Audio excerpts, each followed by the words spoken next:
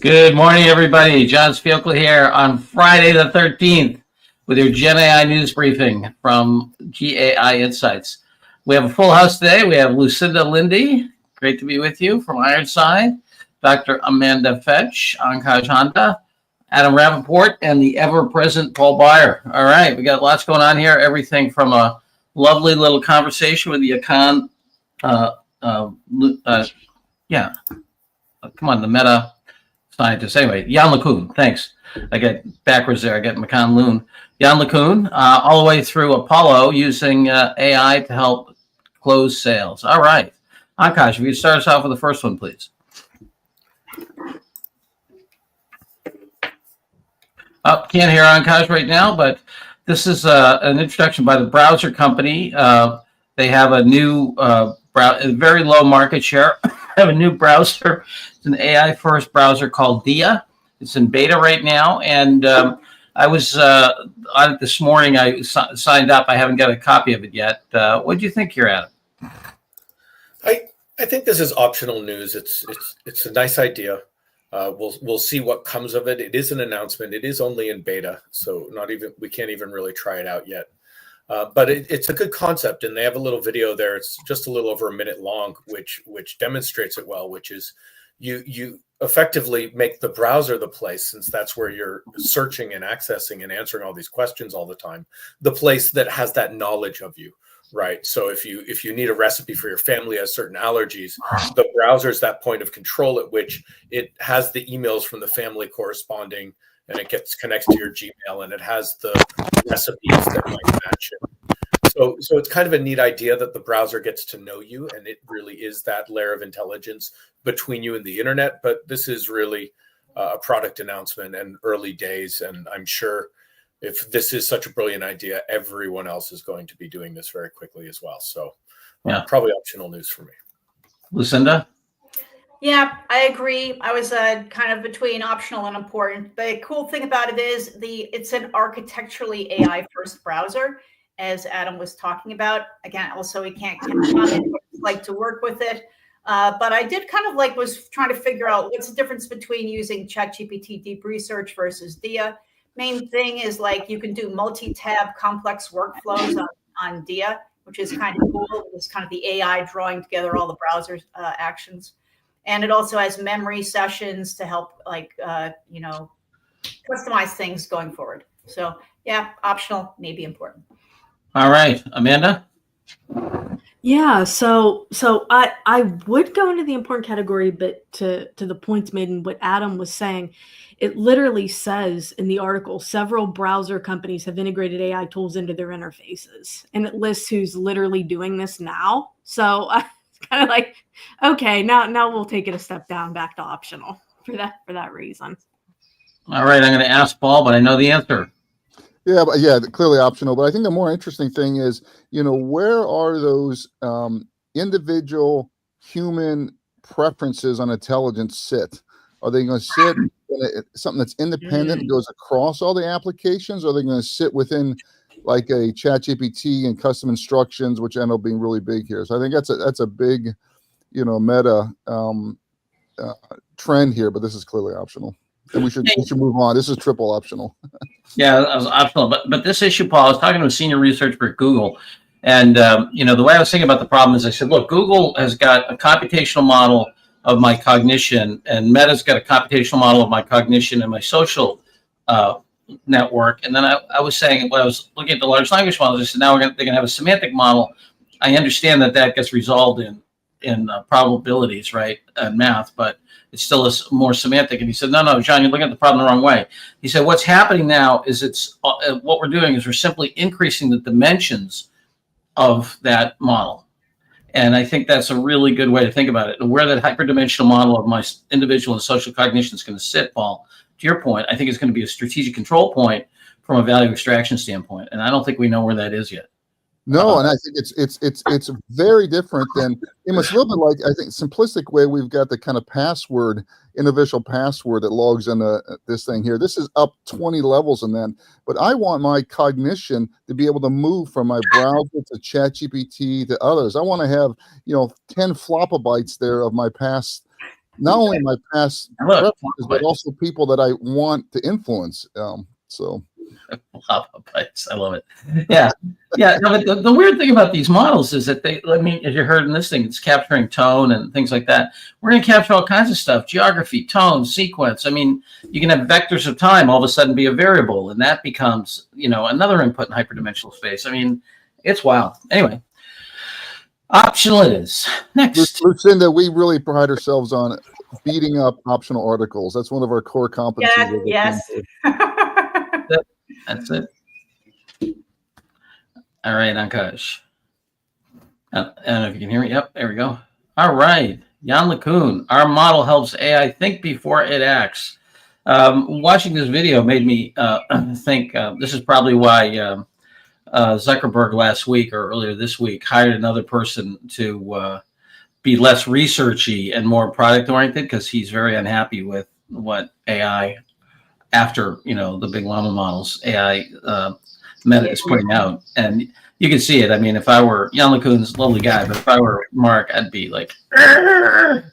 Anyway, what do you think here, Amanda? Yeah, so I mean, for those who haven't really heard much about this concept, it could be something they could look into. But my first thoughts on this, reading it, is, I don't know if I want to say supply chain, but logistics, robotics, things like this. So if you're not in that area, to me, this isn't really for you. And it's improving on the first model. So this is the second iteration of this thing, if for those who haven't heard of it. And so the point is now instead of just recognizing patterns at this point, now it's starting to act on things in the real world using robotics. So a lot of this is based on robotics tasks and not just sort of, I guess, understanding of videos and things like this. So it kind of goes a step further. But again, to me, I'm really focused on the robotics aspect of this. So I don't know if this is for everybody. So to me, this is really product announcement and it's optional. Yeah, real world models here. What do you think, Lucinda? Yeah, so I mean, it talks about physical reasoning. I mean, one of the things that Jan LeCun has said is that we won't get to generalized artificial intelligence, AGI, until you are able to learn like a human and animals with the physical world. So this is really a step towards that. Agree with you, Amanda. I think this is important if you're in robotics.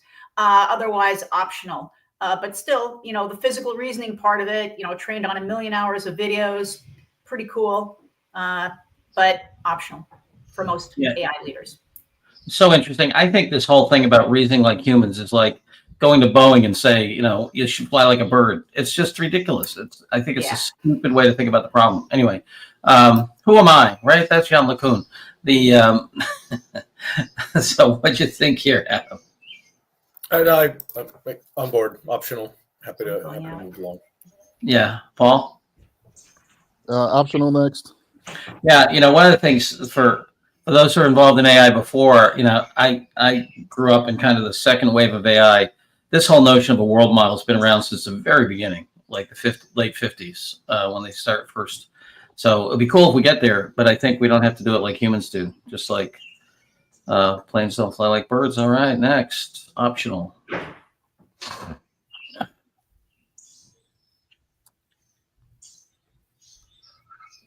Gardenia Technologies. Here we have, for those of you, believe it or not, ESG continues despite some people prematurely signaling its death. And it's quite a report. If you are a company that complies with ESG, it's quite a lot of work to do a good job on your reporting standards. So here we've got a story about Gardenia doing that. What do you think, Lucinda? Yeah, so I think that this article, I rated it as important because it's more than just a product announcement. It's being used by many large companies. The ESG, as you said, is a meticulous, painstaking work, and this can definitely take some of the pain out of the painstakingness. It basically is an automated workflow that looks at many different data sources within the enterprise and pulls it together. It can, make it, you can do it 75% faster, like cut down 75% of all the, going through different tabs, pulling this, making that calculation. So I think it's a really good, highly specialized use case for this thing. No doubt they will probably expand to other types of reporting. So I do think it's important because the agent orchestration that it has, it leverages Bedrock. It also uses a lot of the AWS functionalities like step function and Lambda, which are kind of the same sort of things that you see in other agentic orchestration frameworks. So I think they're really leveraging and doubling down on what they are capable of doing, and then using this for an agentic workflow. So I would rate it as important. Yeah, listen, can I ask you a meta question here? And I'm not talking about the company, a higher level question. What do you think of these AWS case studies? We find them quite good. That I mean, in the main, of course, there are exceptions, but they have economic value, articulated impact, ROI. Usually, they have the flow and the architecture, the use of tools. As someone who's in the trenches doing this every day, what's your opinion? Yeah, I agree with you guys. I do like them. In general, they're very good. They and set to excellent. They basically talk about what the problem is. They talk about what their solution is. They give you an architecture. Sometimes they go into a lot of implementation detail, which is really helpful for thinking about how do you do these things when you're doing something for the first time. There are all these questions that come up you have to make decisions on. Also, the fact that, for AWS, we were just having a discussion earlier about best of breed solutions versus kind of rolling your own on a hyperscaler versus, waiting for the hyperscaler to come out with something. I think this is kind of a nice sweet spot to be able to do, just like take your AWS architecture and the structures, put things together. You already have the compliance built in. It's HIPAA compliant, the security, et cetera. You're able to access your data sources very easily because they've made that easy within AWS. So yeah, I do think that I value these and I go looking for them. And the other thing I look at is the machine learning blog, which also has very detailed use cases as well. And that's the machine learning blog at Amazon? Yes, machine learning blog. Mm-hmm. All right, Amanda, we're heading for important. What do you think? Yeah, I can get on board with important, but my only, I guess, issue or setback of this, and it might sound funny because everybody's probably like, this is exactly what we need, is the human expert validation. Because in some senses, I feel like now we're going a step backwards. Yeah, we want the human in the loop, but I thought everything's supposed to be agentic. Everything's supposed to be statistically based. The human should kind of be in the beginning on the design and things like this. And I almost feel like in some aspects, this was going backwards to what's being drilled in our heads every day. So that was the only thing that I thought that's kind of interesting. Now we're pulling the human in again at a different point. So I'm not sure how I feel about that compared to every other thing that's shoved down our throats every day. So that's the only thing that kind of threw me for a loop. But yes, I can get on board with important. Alrighty. I feel like very much so that, especially at this stage with agentic stuff, it's really important for the human to be in the loop at this still. All right, Adam, important? Yeah, I can support important. It was, at the end of the day, it's helping with the reporting time, which seemed sort of like a pretty pedestrian use case. But as you get into a little more of the detail, and the fact that it wasn't just doing retrieval augmentation and RAG and web search, but being able to do those queries to the SQL through natural language as part of that agent workflow, I think that I can see as a really powerful example of how you can extend the capabilities beyond RAG. And it doesn't have to be SQL, right? At that point, you could take this architecture and it just becomes modular for accessing just about anything else you want to bring in as a grounding source of knowledge in a really powerful way through natural language. So definitely a use case, debatably essential then, because that could certainly translate onto other cloud providers' platforms in terms of conceptually how to create a framework like this. Awesome. So good architecture. What do you think, Paul? Yeah, I think Adam's last point's the most interesting. That we continue to see a lot more of these innovations around natural language to SQL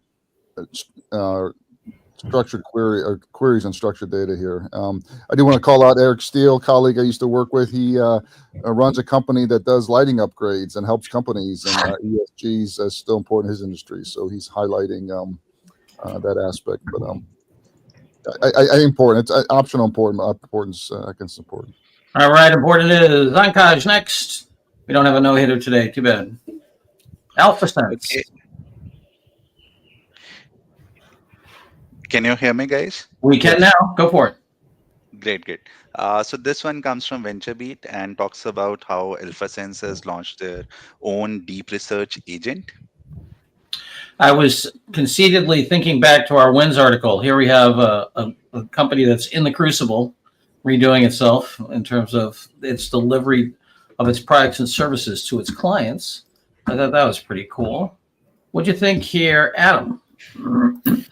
So it's an AI platform, as it says there, for market intelligence. And at first I thought that was fairly niche. It goes on to say this is 85% of the S&P 100. So it's a lot of those very, very, very top end of market. I'm not sure for broader enterprise how much this would really be useful or relevant. Someone else who's more closer to the business side can probably answer for me. The real sweet thing they offer is that they have proprietary documents. They have certain sources of information that people might really want access to, Goldman Sachs, Morgan Stanley, et cetera. From a financial and research perspective, that might be reason enough for people to want to access their tools. Otherwise, it's pretty basic. It's not really doing much that there aren't plenty of other search tools out there already doing in terms of deep research. I think they're trying to really leverage this important data that they have access to as a way to get people to really get value out of their platform. And for that specifically, I can see how it would be very valuable. More broadly, I'm not sure if this is even really important as a development.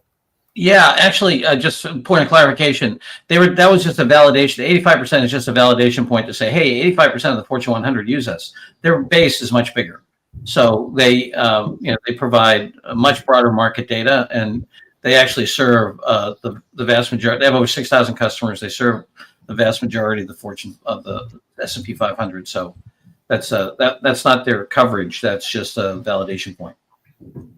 But all right, so we got optional there. Lucinda, what do you think? Yeah, I think I'm more on the important side, only because this could be essential for if you're in the financial industry, doing these sorts of M&A screening, industry company primers, board and executive briefings, etc. But yeah, it's important because it's really looking at how to do an agentic framework with multi-provider orchestration models, and it's really becoming a best practice among vendor selection. The cons that I've read about are that it's got a complex interface with that requires training, and that it's high cost.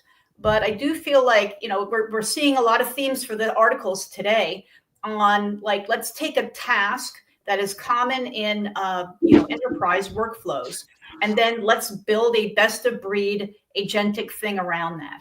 So yeah, I was for important, possibly essential if you're doing these types of analyses. All right, Amanda, what do you think?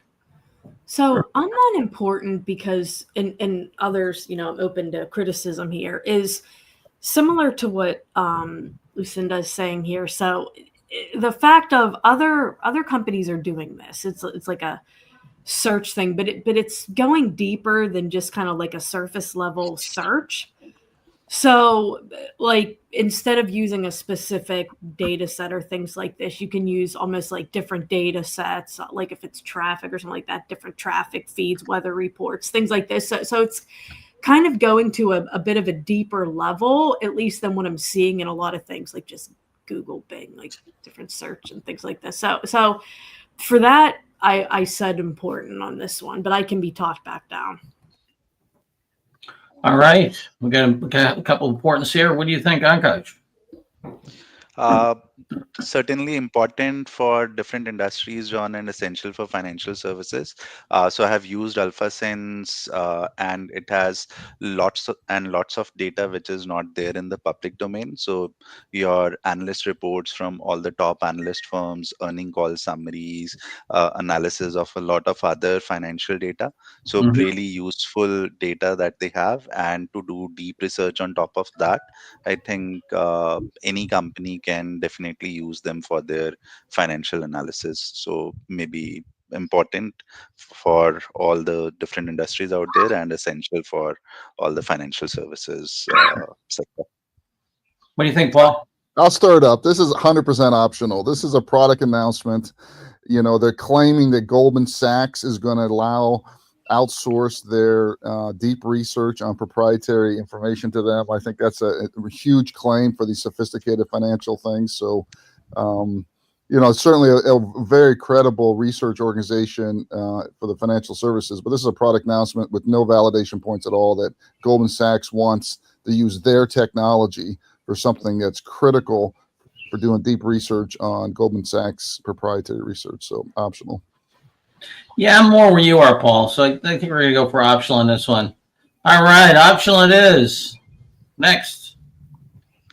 Okay, the next one is a research paper. So this one comes from Salesforce, and it talks about CRM Arena Pro, which provides a holistic assessment of LLM agents across diverse business scenarios and interactions. Yes, interestingly created by a bunch of researchers at our friends at Salesforce. Who knew? This reminds me of when Ed Arnst was the product manager of Crest, and he invented the American Dental Association so that he could have the American Dental Association endorse Crest. So we have Salesforce doing a CRM benchmark. What a concept.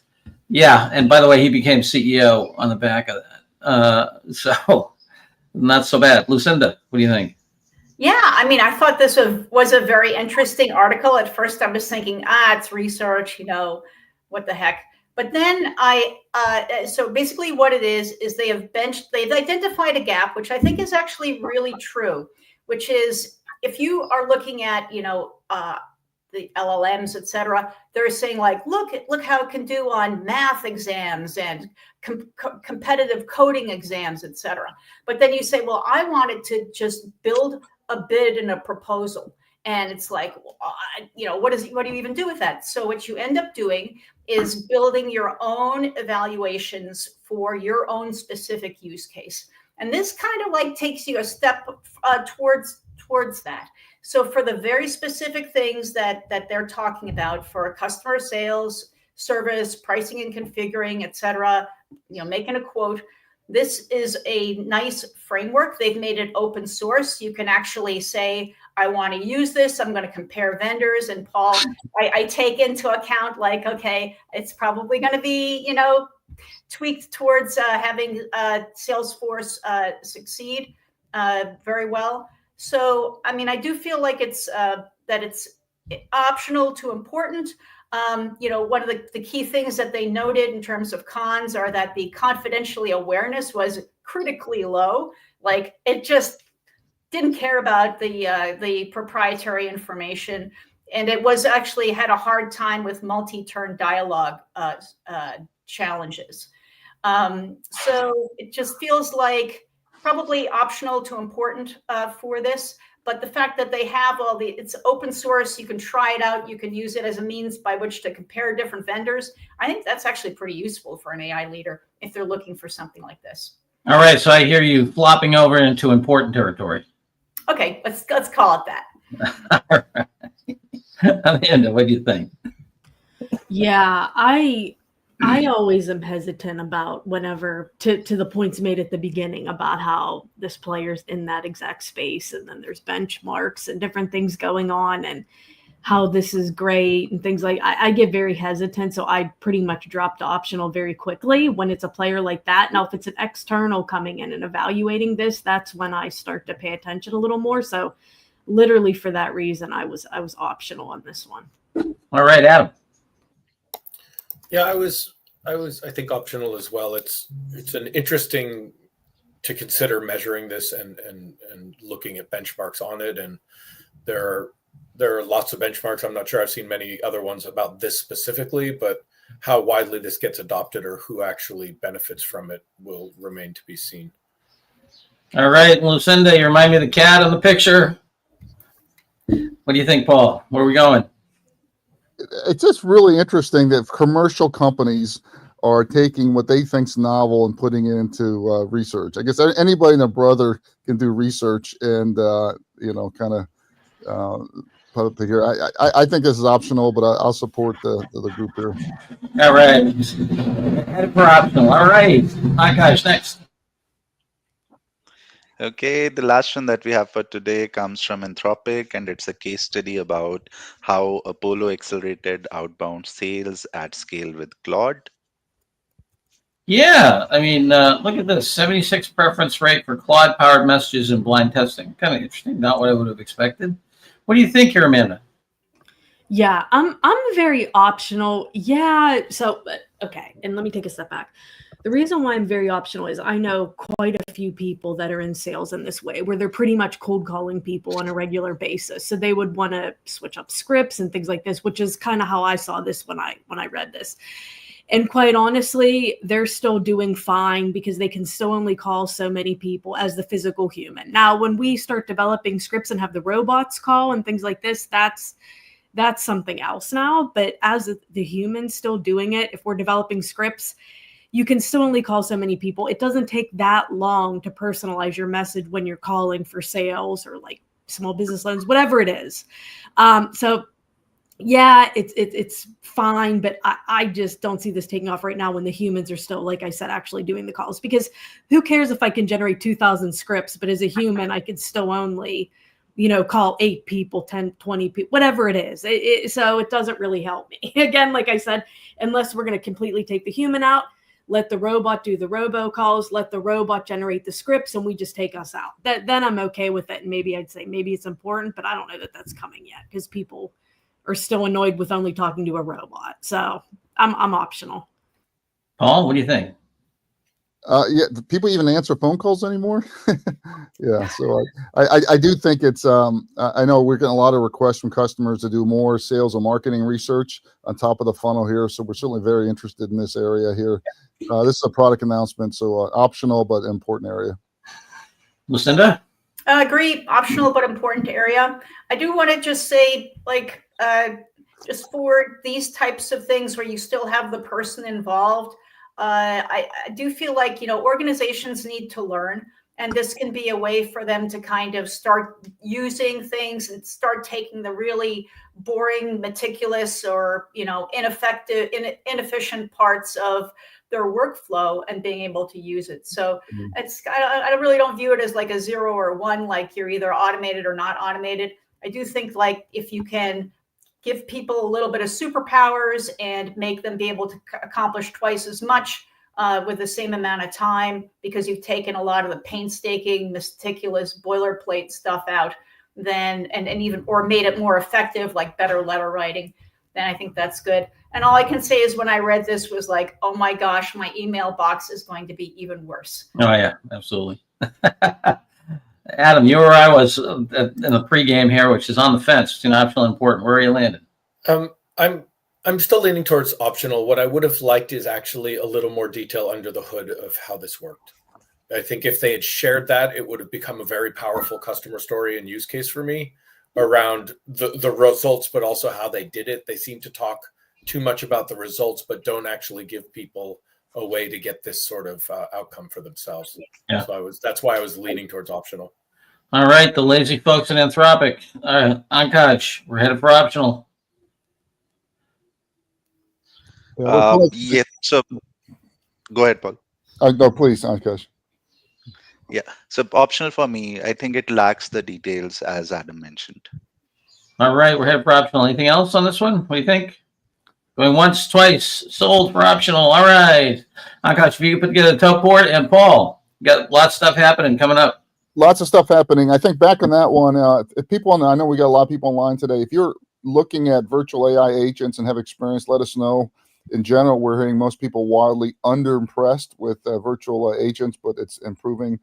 Monday's Learning Lab at 7 o'clock is a great presentation by Dan Slavin, who's going to show how he built an AI agent using N8N, which is a easy to use workflow and open source. We're hearing a lot of great things about N8N and really interested in that. So he's one of several coming up who are going to actually show, and he hasn't coded in a long time here, an agent he built here. So this idea that a citizen development on simple agents is really becoming mainstream, and we're seeing demonstration of is fantastic. So join us via Meetup, 7 o'clock this Monday.